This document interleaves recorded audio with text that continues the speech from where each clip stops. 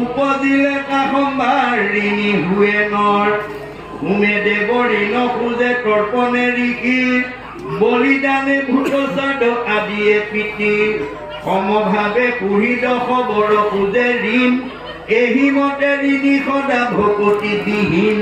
হয় হয়, আজিৰ দৰে যদি আমি নামঘৰত ঈশ্বৰৰ কথা শুনা নাই, গোৱা নাই, কোৱা নাই, তেতিয়াহ'লে 5টা যজ্ঞ কৰিব লাগে। 5টা যজ্ঞ কৰিব লাগে। যদি আপুনি ঈশ্বৰৰ নাম, ঈশ্বৰৰ ভক্তি কৰা নাই, 5টা যজ্ঞ কৰিব লাগে। যদি কায় বাক্য মন কৰি নিশ্চয় যিজন মুকুন্দৰ চৰণত কখিল শৰণ তাৰ খবৰ ঋণ খোজা গৈল সমস্তৰে নকৰি উৰিণী আৰু নুহিকিতো নৰে।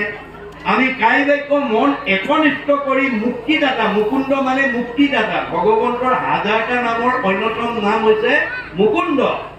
তেওঁ মুক্তি দিব পাৰে জীৱক।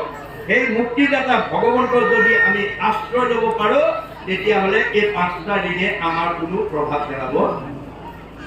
সেই একেধৰণে অৰ্জুনক যেতিয়া কৈছিল যে অৰ্জুন নামতেই তুমি আশ্ৰয় লোৱা, নামে তোমাক সকলো ফালৰ পৰা মুক্ত কৰিব, তেতিয়া অৰ্জুনে প্ৰতিবাদ কৰিছিল তুমি অকল নামৰ কথাই কৈছা, তপ জপ যাগ যজ্ঞ হোম যপ এইবোৰ মিছা নেকি? নাই নাই সখী, তাৰ সত্যতা আছে। তাৰ সত্যতা ক'ত থাকিব? য'ত সূৰ্যৰ পোহৰ নাথাকে তাতে আন্ধাৰ থাকিব। সূৰ্যৰ পোহৰ থকা ঠাইত যেনেকৈ আন্ধাৰ থাকিব নোৱাৰাটো বিজ্ঞানসন্মত বাস্তৱ সত্য, ঠিক তেনেকৈ মোৰ সূৰ্যস্বৰূপ নাম যিখন ঘৰত, যিখন পৰিয়ালত, যিখন সমাজত, যিটো নামঘৰত মোৰ নাম লোৱা নাই লগতে তাত তপ জপ যজ্ঞ হোম ব্ৰত কৰিব লাগিব। দৈত্য নাই মোৰ নাম সূৰ্যৰ উদয় প্ৰত্যেকে প্ৰকাশে তপ জপ যজ্ঞ। সূৰ্যস্বৰূপ মোৰ নাম য'ত নাই তাত তপ জপ যজ্ঞ কৰিব লাগিব। আৰু মোৰ যদি নাম লৈছে তেতিয়াহ'লে তপ জপ যাগ দিব প্ৰয়োজন নাই। তথাপি প্ৰত্যয় যদি নাহিকে তোমাৰ কৰোতে যে পুনা হেৰা সত্য অংগীকাৰ। তুমি মোৰ সখী কাৰণে, তুমি মোৰ অংশ দিবৰ কাৰণে মই তোমাক সঁচা কথাটো ক'লো। তথাপিও যদি তুমি বিশ্বাস নকৰা, মই শপত খাই কওঁ শুনা, সত্যে সত্যে সত্যে সত্যে সত্যে নিষ্ঠা মানি সত্যে সত্যে সত্যে সত্যে সত্যে বোলো বাণী কৌটি কৌটি পাপৰ নানেকে সংসাৰক নাম বিনে নাহি সখী সংসাৰত তাৰক। দশ সত্য কৰি মই দঢ়াইলো তোমাক নাসজাইবা যদি সখী নকৰা।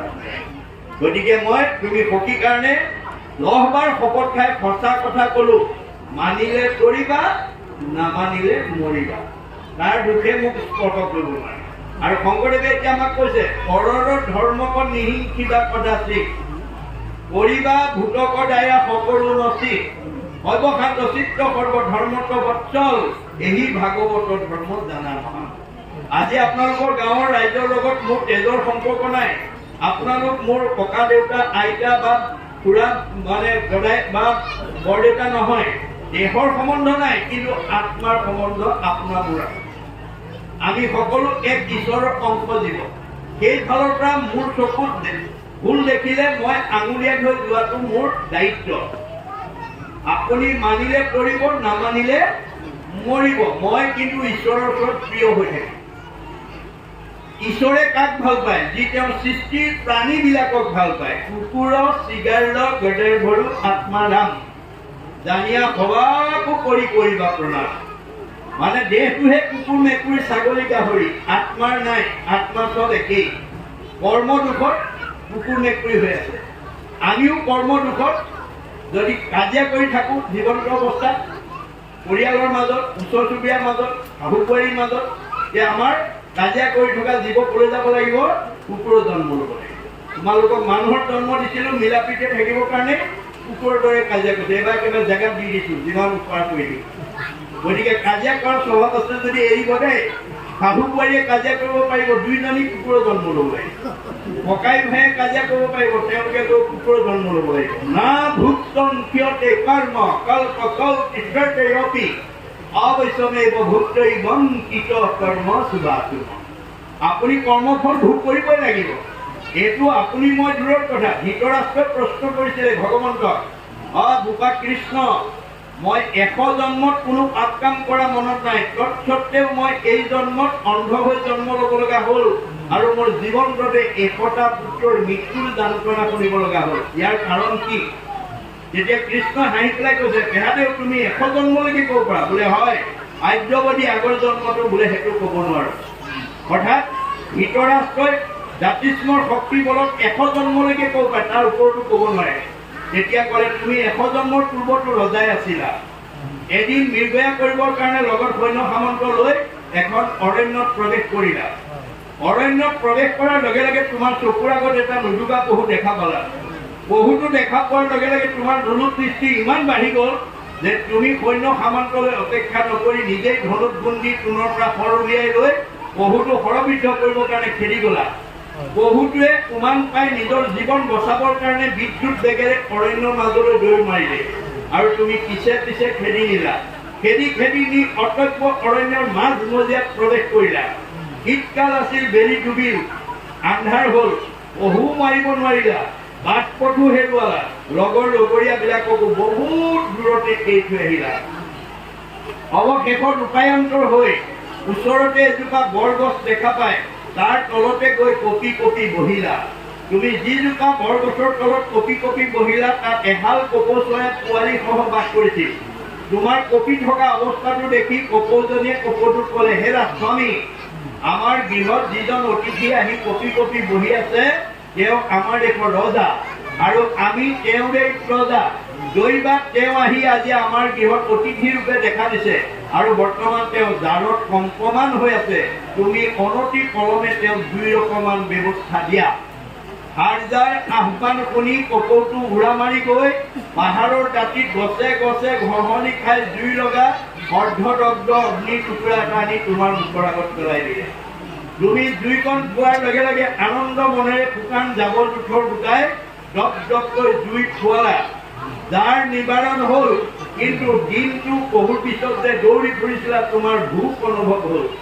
তোমাৰ ভোক অনুভৱ হোৱা দেখি কপৌজনীয়ে কপৌটোক পুনৰ আহ্বান জনালে, হেৰা স্বামী, তুমি অতিথিৰ এটা সৎকাৰ কৰিলা, কিন্তু বৰ্তমান তেওঁ ভোকত আতুৰ হৈ আছে। অনতি পলমে তেওঁক এটা ফল মূলৰ যোগান ধৰা। স্বামীৰ ভাৰ্যাৰ আহ্বান শুনি স্বামীয়ে ক'লে, হেৰা ভাৰ্যা, ইমান অন্ধকাৰ ৰাতি মই কোনোপধ্যে তেওঁক ফল মূলৰ যোগান ধৰিব নোৱাৰো। তেতিয়া ভাৰ্যাই ক'লে, তেনেহ'লে স্বামী, তুমি এই পোৱালীকেইটাৰ তত্বাৱধান ল'বা, মই নিজৰ জীৱন বিসৰ্জন দি হ'লেও অতিথিৰ সৎকাৰ কৰোঁ। এই বুলি তেওঁ মৃত্যুৰ ফালে আগবাঢ়ি যাওঁতে কপৌটোৱে বাধা দি ক'লে, ৰ'বা ৰ'বা ভাৰ্যা, পৃথিৱীত যদি আটাইতকৈ ডাঙৰ বস্তু আছে পুত্ৰৰ প্ৰতি মাতৃৰ স্নেহ। তুমি পুত্ৰৰ স্নেহত আপ্লুত হৈ যেনেকৈ পোৱালীকেইটা তত্বাৱধান ল'বা, মই পিতৃ হিচাপে তত্বাৱধানৰ অভাৱত যদি কোনো পুত্ৰ মৃত্যুমুখত কৰিব লাগে তাৰ পাপৰ ভাগি মই হ'ম। গতিকে মই পুনৰ ল'ৰা ছোৱালীকেইটা প্ৰতিপালৰ দায়িত্ব তোমাৰ ওপৰত অৰ্পণ কৰিলো আৰু মই নিজৰ জীৱন বিসৰ্জন দি অতিথি সৎকাৰ কৰোঁ। এই বুলি পেহাদেউ তুমি খুৱাই থকা জুইকুৰাত মধ্যম ৰাতি কপৌটো জাপ মাৰি পৰি দিলে। লগে লগে তুমি থাপ মাৰি দৌকাত ধৰি উঠাই আনি মনতে ভাবিলা, ইমান মধ্যম ৰাতি যেতিয়া এটা কপৌ চৰাই পৰিছে, ইয়াত নিশ্চয় আৰু বহুত কপৌ চৰাই আছে। তোমাৰ ব্যাকুল মনোভাৱটো পুনৰ জাগ্ৰত হৈ গ'ল আৰু মনতে ভাবিলা, ইয়াক যদি এৰি দিয়া যায় পলাব। পুনৰ পৰা এডাল শৰ উলিয়াই লৈ তুমি জুইকুৰা কাষতে 2টা চকু খালি মাটিত দি থৈ আৰু গছত আৰোহণ কৰিলা। তোমাৰ আৰোহণ কৰা দেখি কপৌজনী উৰা মাৰি পলাল আৰু তুমি গৈ দেখিলা তাত 100টা পোৱালি আছে। নমাই লৈ আহিলা, আনি পিতৃৰ জীৱন্ত অৱস্থাত সেই কুৰা জুইতে এটা এটাকৈ পুৰি উদৰস্থ কৰিলা আৰু অৱশেষত সেই পিতৃটো সেই কুৰা জুইতে পুৰি উদৰস্থ কৰিলা। পেহাদেউ তুমি 100 জন্মৰ পূৰ্বতে যি কৃতজ্ঞ কৰ্ম কৰিলা, অৰ্থাৎ উপকাৰী যি অপকাৰ সাধন কৰিলা, বিগত 100 জন্মত তুমি ধুলি নিকা কৰিব নোৱাৰিলা। যাৰ কাৰণে তুমি এই জন্মত অন্ধ হৈ জন্ম ল'ব লগা হ'ল আৰু তুমিও জীৱনটোতে 100টা পুত্ৰৰ মৃত্যুৰ যন্ত্ৰণা শুনিব লগা হ'ল। ন ভুক্তং ক্যতে কৰ্ম কল্প কৌটি ততৈ অপি অবৈশ্ৰম এব ভুক্তৈবং কৃত কৰ্ম শুভা শুভম। গতিকে কৰ্মৰ দুটা ভাগ, এটা ভাল আৰু এটা বেয়া। ভাল কৰিলে ভাল ফল, বেয়া কৰিলে বেয়া ফল। ধৃতৰাষ্ট্ৰ যদি 100 জন্মত কৰা ভুল কামৰ কাৰণে 100 জন্মৰ পিছত ভুগিব লগা হৈছে, আপুনি মই যদি এই জন্মত তেনেকুৱা হিংসা ধৰ্ম কৰোঁ, আমি জানো বাচি যাব পাৰিম? নোৱাৰো। এই কথা উপলব্ধি কৰিব লাগিব দেই। উপলব্ধিয়ে সংস্কাৰ আনে। আপোনালোকক প্ৰত্যেককে প্ৰভু ভগৱন্তই জ্ঞান এটা দিছে, কিন্তু ভগৱানে কৈছে তুমি প্ৰণালীবদ্ধ প্ৰয়োগৰ দ্বাৰা মই দিয়া জ্ঞানটোক বিজ্ঞানলৈ উত্তৰণ কৰিবা, আৰু উপলব্ধিৰ দ্বাৰা তাক দৰ্শনলৈ উত্তৰণ কৰিবা, আৰু দৰ্শনটোক উপলব্ধি কৰি তুমি ধৰ্মত প্ৰতিষ্ঠা কৰিলে ধৰ্মই তোমাক ৰাখিব। ধৰ্ম ৰক্ষতি ৰক্ষিত। ধৰ্মই কাক ৰাখিব? ধৰ্মক দি ৰাখিব। গতিকে আমাৰ সেই দাৰ্শনিক পণ্ডিতে কৈছে systematic knowledge is science, realise science is philosophy, realise philosophy is religion, religion is the highest sense of philosophy. প্ৰণালীবদ্ধ জ্ঞানক বিজ্ঞান বুলি কৈছে। বিজ্ঞানটো যেতিয়া উপলব্ধি কৰিব দৰ্শন, দৰ্শনটো যেতিয়া উপলব্ধি কৰিব ধৰ্ম, ধৰ্মতকৈ আৰু শ্ৰেষ্ঠ দৰ্শন নাই। শংকৰদেৱে এটা বাক্যত বুজাই দিছে, কি বুলি? যতেক দেখা খোজ সমুদায়, হস্তিৰ খোজত সবে লুকায়, এহি মতে যত বিশ্ব সমস্ত, কৃষ্ণতে জানা সবে যায় সত্য। প্ৰকৃতি জগতত যিমানবিলাক জীৱ জন্তু আছে, সকলো জন্তুৰ খোজ হাতীৰ খোজত লুকাই যায়। হাতীৰ খোজতকৈ আৰু ডাঙৰ খোজ কোনো জন্তুৰ নাই। এনেকৈ এই পৃথিৱীত যিমান ডাঙৰ মানুহ আছে, ৰাষ্ট্ৰপতিও কৃষ্ণতে বিলীন যাব লাগিব, সাধাৰণ নাগৰিকো কৃষ্ণতে বিলীন হ'ব, MLA মিনিষ্টাৰো কৃষ্ণতে বিলীন হ'ব, ঠেলাৱালা ৰিক্সাৱালাও কৃষ্ণতে বিলীন হ'ব, এই দেওবিল বাংকো গাঁৱৰ ধনী মানুহজনো কৃষ্ণতে বিলীন হ'ব, দুখীয়া মানুহজনো কৃষ্ণতে বিলীন। কৃষ্ণৰ ব্যতিৰেকে আৰু নাই। সেইকাৰণে মহাপুৰুষে কৈছে কৃষ্ণক পুজিলে পূজা সমস্ত হয়। আমি মাত্ৰ কৃষ্ণক পূজা কৰোঁ, কৃষ্ণক ঘৰত ৰাখক। কৃষ্ণ কাৰ ঘৰত থাকিব? যিটো নাম লয় হৰি কাৰ হয়, ই কোনো ৰহস্য কৰে। আজি আপোনালোকে ভাগৱত শুনি এনেকুৱা এটা পৰিয়ালত বাস কৰিব লাগিব, এনেকুৱা এখন ঘৰত জীৱন নিৰ্বাহ কৰিব লাগিব যি